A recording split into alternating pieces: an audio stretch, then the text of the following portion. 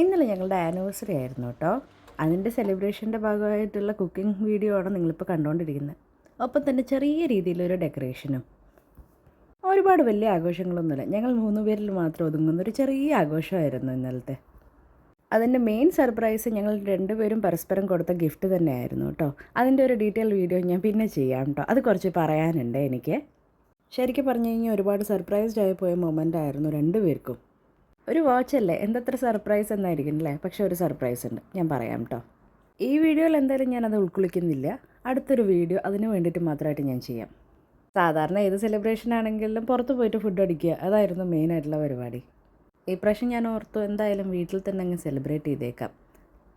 ശരത്തിന് ഇഷ്ടപ്പെടുന്ന ഒരു ആംബിയൻസിൽ ആൾക്ക് ഇഷ്ടപ്പെടുന്ന ഫുഡൊക്കെ ഉണ്ടാക്കിയിട്ട് ഇന്ന് വീട്ടിൽ തന്നെ ആഘോഷിക്കാമെന്ന് തീരുമാനിച്ചത് അതുകൊണ്ടാണ്. ഒപ്പം തന്നെ ഒരു ചെറിയ മൂവി നൈറ്റും കൂടി ഞങ്ങൾ പ്ലാൻ ചെയ്തിട്ടുണ്ടായിരുന്നേ. പുറത്തൊന്നുമല്ല, വീട്ടിൽ തന്നെ.